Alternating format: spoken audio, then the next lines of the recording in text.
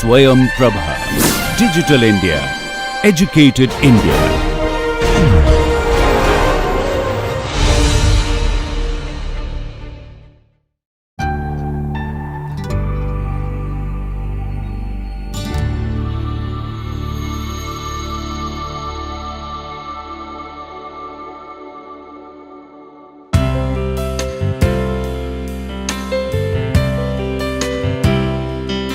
Welcome back. You are listening to a series of lectures on soft skills, and in that continuation we had been discussing communication without words or nonverbal communication. In nonverbal communication, we have talked about the way our body communicates. Several parts of the body communicate, namely the appearance, the hands, the eyes, the postures, the gestures, your voice, and the way you can improve your voice in order to make yourself being heard, being understood by the audience.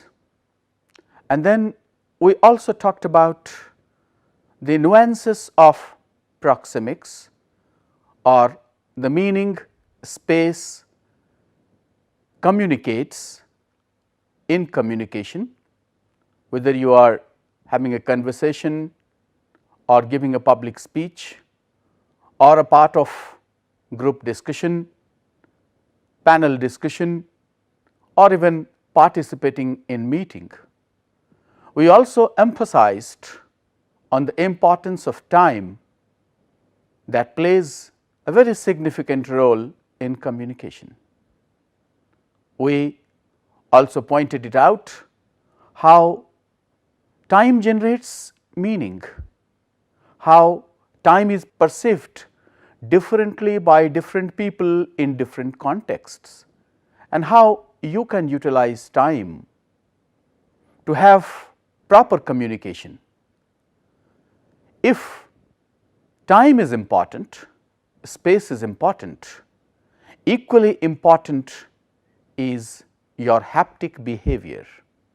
Now, you might all think, what actually is haptic behavior or haptics? Let me ask you, when you are communicating with people around, whether they are people of your close circle or people who are strangers, have you ever felt that you have been touched at times? And then have you also realized how a touch generates feelings? The way we discuss touch and the way we try to incorporate touch in our communication can be studied through haptics. Hence, haptics is the language of touch. The word haptics, or the term haptics, has been taken from a Greek word that means I touch. Hence, the knowledge or the study of touch in communication in various situations is called haptics. It is actually a systematic study of touch behavior.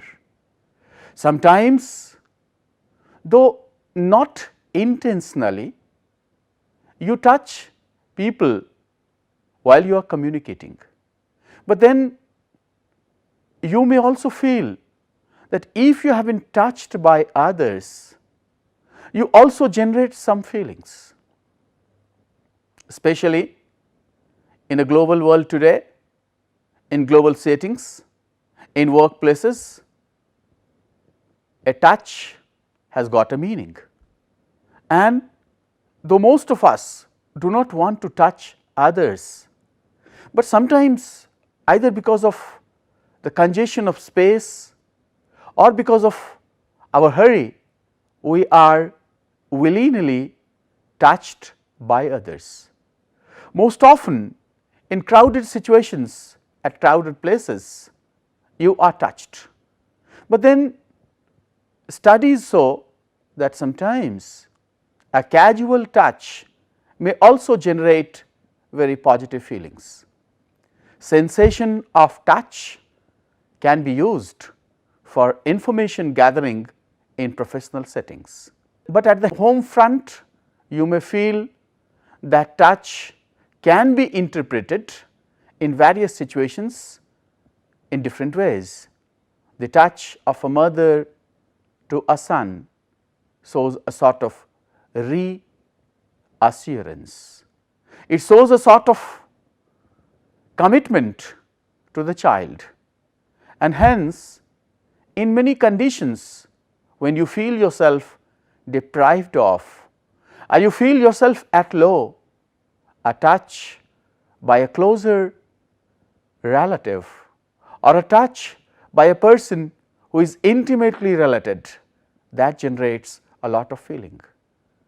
Gone are the times when this touch was also based on caste, based on differences. There is history replete with examples that based on classes, the low class people were not allowed to touch the high class people. This is a very classic book by Mulk Raj Anand named Untouchable, where you will find the protagonist Bakha, since he was living in a world where the low class people had no allowance to touch high class people. Hence, whenever he used to walk on the roads, he used to announce, "Hey, an untouchable is coming." But now, in a world of today, in a world of globalization, these things have taken different connotations. In general, touch generates feelings of different sorts.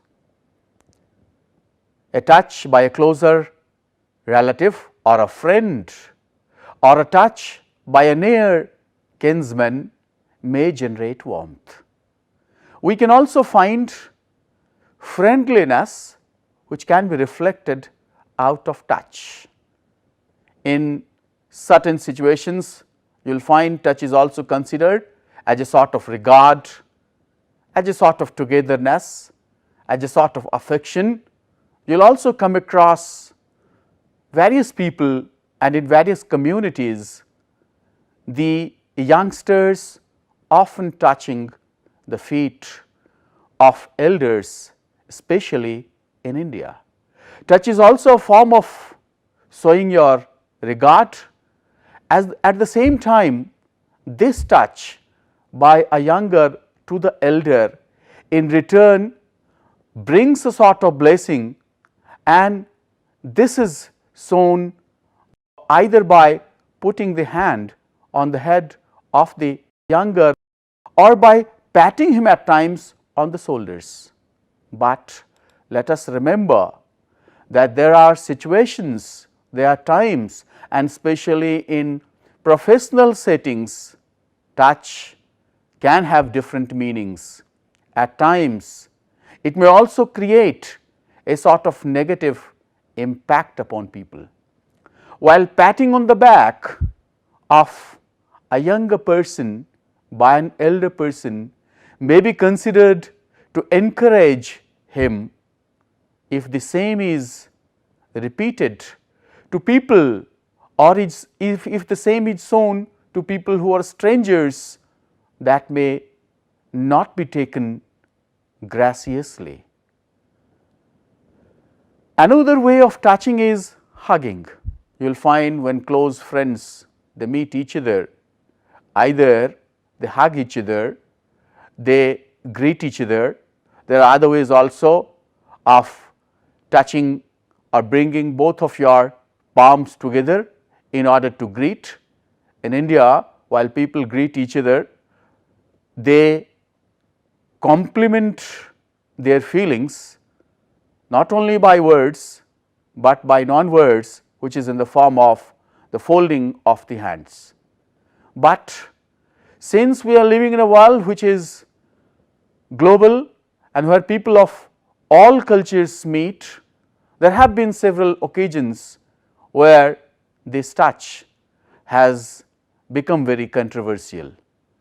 I will, in course of time, give you certain examples where touch has generated a lot of debate among people. Now, in some cultures, there is also a tradition of kissing, especially in Latin American countries, kissing the forehead of the other person, but that may not ensure a sort of intimacy, especially in countries where people are reserved, where feelings are considered to be very reserved. We have perhaps talked about how, especially in a country like Japan, certain display of feelings in public is considered inconsiderate. That is why when a Japanese woman smiles, she puts her hands or palms on her mouth. This actually, because it is considered impolite to smile in public, whereas you will find that even Germans, they smile less, but that may be interpreted differently by people of other countries. Sometimes we also touch other people by holding hands.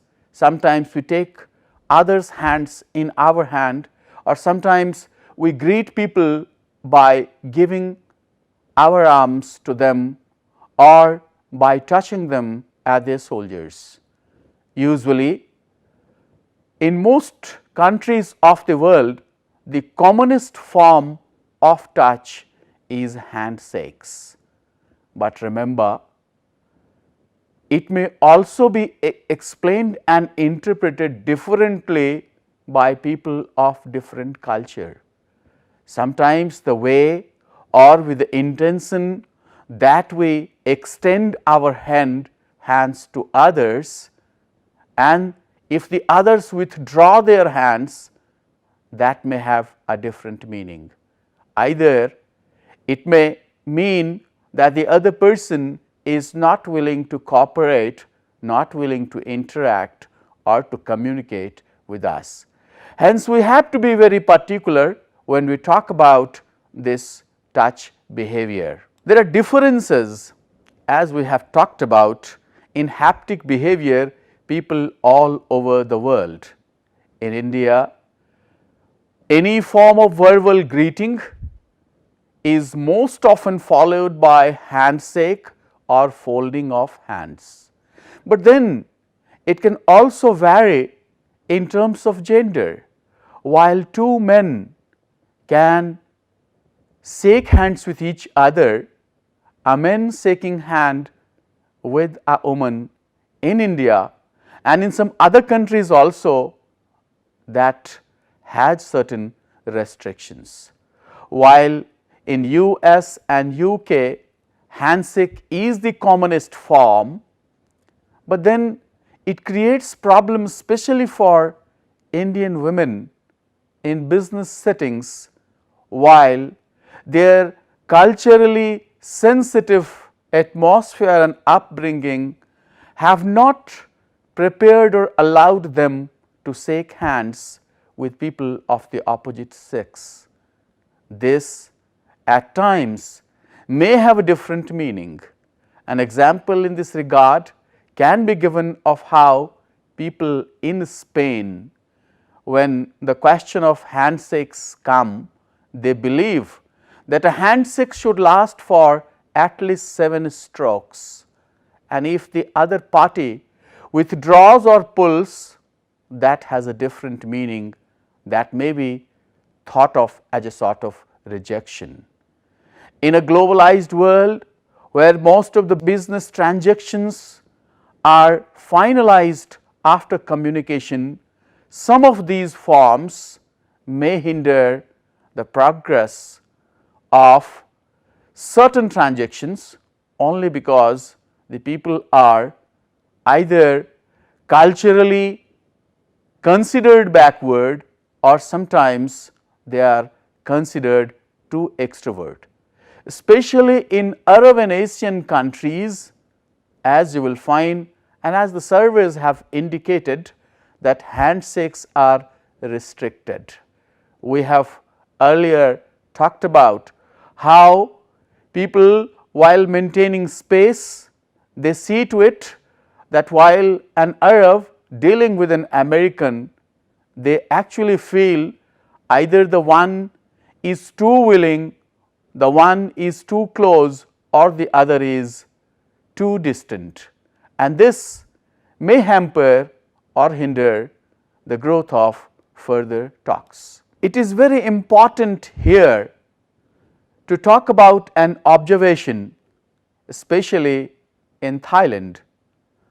You know, in Thailand and Laos, as the observation says, it is rude for a stranger or acquaintance to touch a child on the top of the head, because touching a child on the top of the head is not considered well, because they are of the opinion that head is the most sacrosanct part of the human body and it is the home of the spirit or the soul. It is also believed that a child's spirit or soul is not strong enough to be touched and has a tendency to become ill if patted. Hence, while you are having a communication or an interaction, or you have an opportunity to visit somebody in Thailand and Laos, please see to it that you do not repeat your own culture by or understanding that by putting your hand on the head of the child means blessing, because this may be considered differently by different people. Now, you also might be aware how in different settings these haptic behavior create different meanings.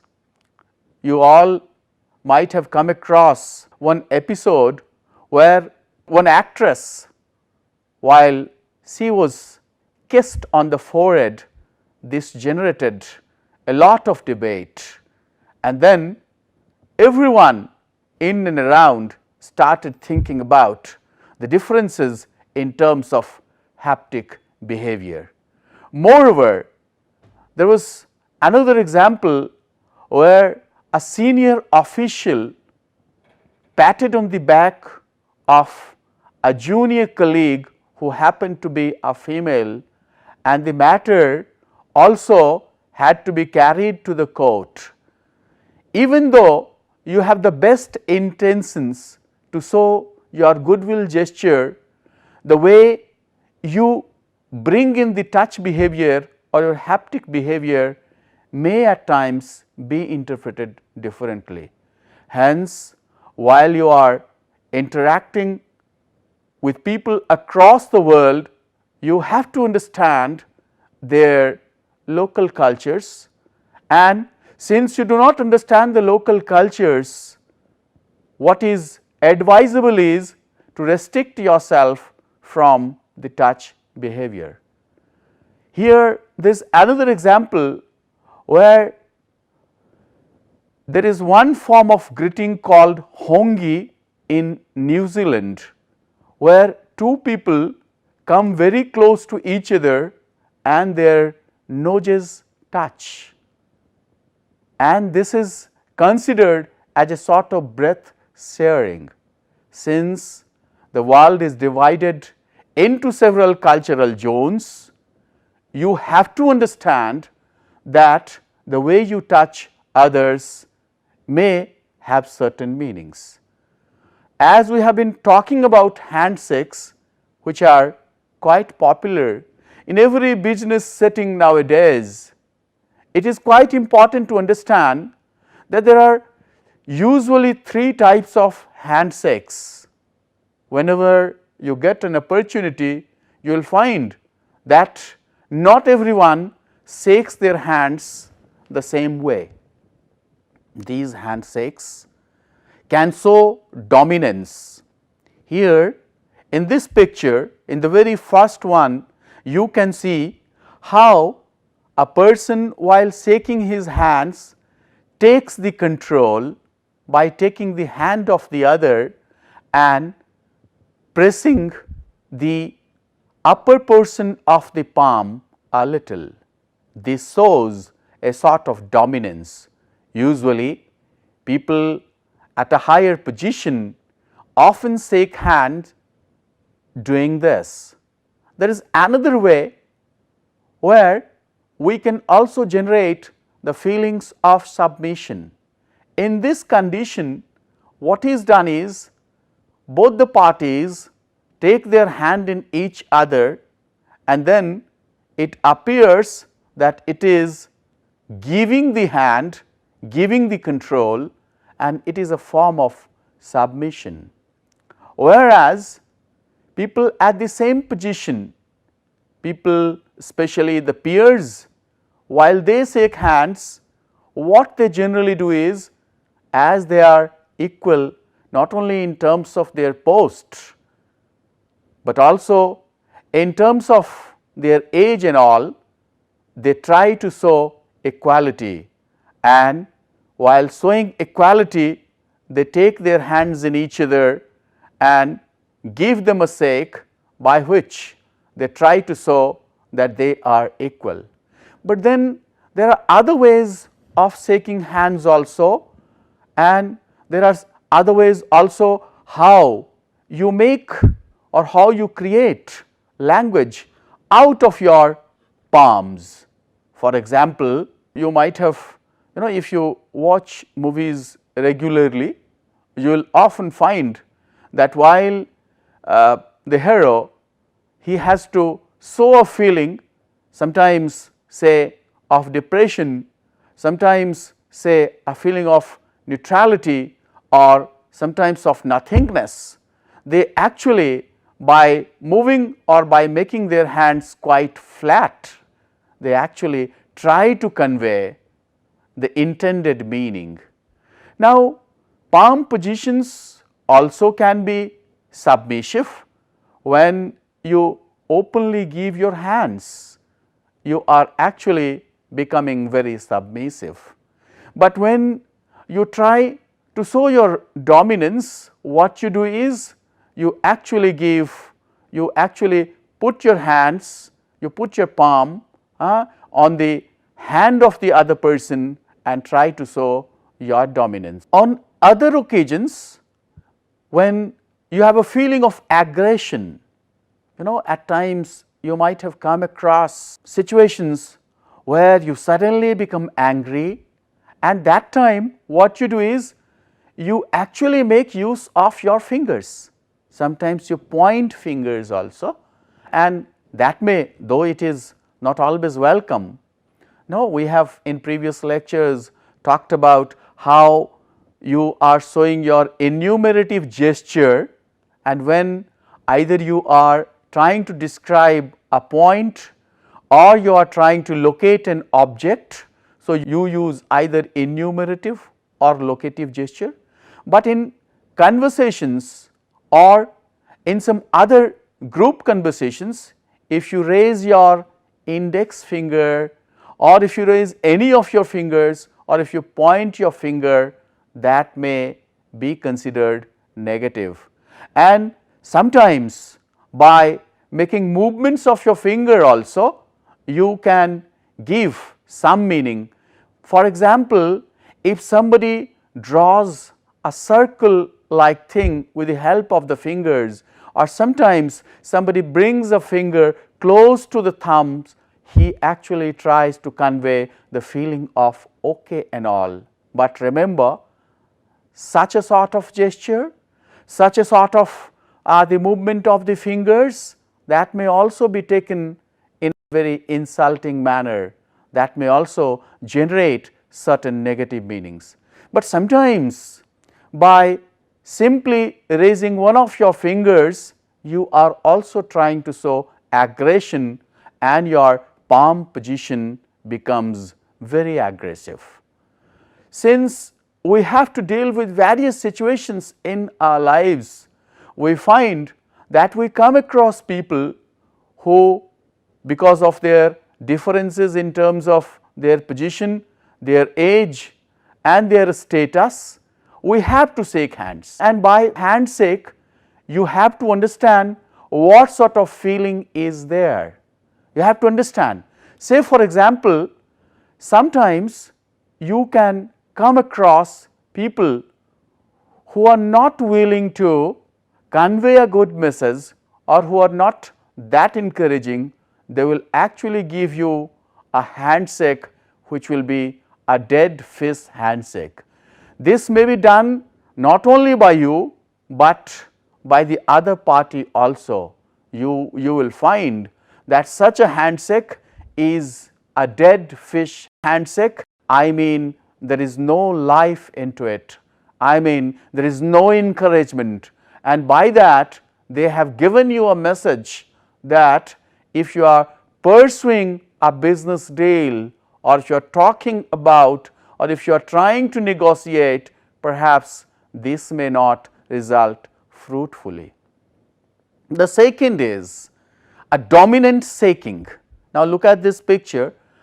Sometimes when people or representatives of two countries, they meet together and they discuss things, and finally either in the beginning or towards the end, it also depends what was the way somebody shook hands in the beginning and what was the way somebody shook hands towards the end.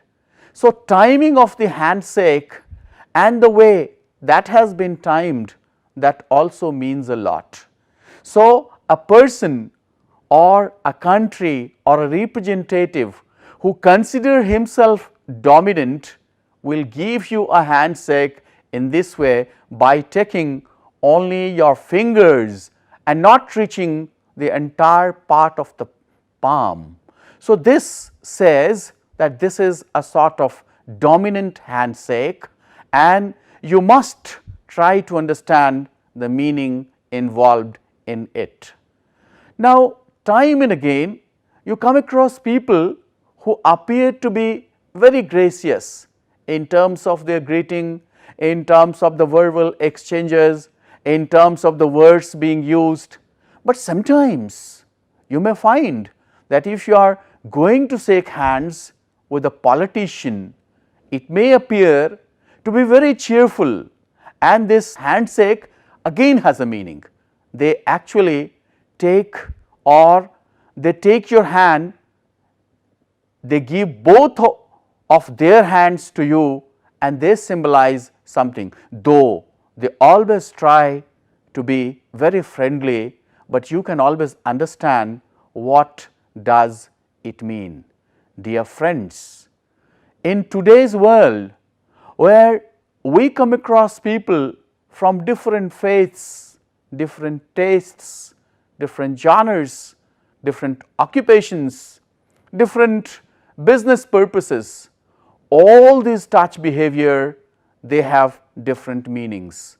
So while you are conversing with them with the help of non-verbals, it becomes something very significant how their verbal messages are commingling with their non-verbal messages. Most of the time, if the verbal message is positive and the non-verbal message is negative, there appears to be a conflict, and then you may try to understand that the deal you are trying to finalize still requires something else, or it is going to end in a failure. People around the world are sensitive, and we also should see that while we are showing some of our gestures either in the form of hand gestures or handshakes, we are giving them some messages, because any positive message, if not offered any positive message, if not sent with proper intention, may tend to end in a failure and business transaction may not be successful. Hence, it is time we gave much importance to haptics, because haptics or the touch behavior has been neglected since long time. The time has come that we try to understand more by people's non-verbal behavior than their verbal behavior. It is also very important to note here that some other features, like as we have discussed earlier, the choice of your dress, the choice of how you are trying to show your demeanor through some other means, they also go a long way in giving meaning to your verbal messages. Messages are there, not only verbal but also non-verbal, and successful is a person who tries to extract more from the non-verbal behavior, because the non-verbal behavior or the non-verbal cues are going to say much about the verbal behavior. If the verbal behavior or if the verbal message is in cooperation with, or if there is actually a sort of commingling or there is a sort of blend between the verbal and the non-verbal behavior, the messages go straight and they have a positive effect. We have previously emphasized how non-verbal behavior or non-verbal cues, they complement and supplement our verbal behavior. As youngsters and as would-be employees, you need to give too much importance as to how you are going to provide meaning through your non-verbal behavior or through non-verbal cues, either in the form of extending your hands, either in the form of giving a handshake, either in the form of making use of time, or in the way you make or you spread your body, you slouch, you at times glower your expressions, you at times try to hide your feelings. All these go a long way in providing meaning to various successful business transactions. As we cannot have a knowledge of most of the cultures of the world, but then there is nothing that can stop us from trying to understand. And the best way, my dear friend, is to allow more room, is to allow more space. Always we should try to give preference to others. We have as humans the tendency to speak more, and we have as humans the tendency to consider our culture as more important. But it may at times appear to be a sort of our belligerent attitude. Hence, we need to understand, we need to respect other cultures as we respect ours, and then perhaps is the way that we can communicate effectively and all business transactions may be successful. I do hope that all these communications that have been or that are there to be done with the help of non-verbal cues will go a long way in giving your personality an edge over others and making yourself distinct in terms of meeting business presentation, in terms of having group discussion, in terms of having negotiations, and in terms of overall reflecting your own style. Thank you very much.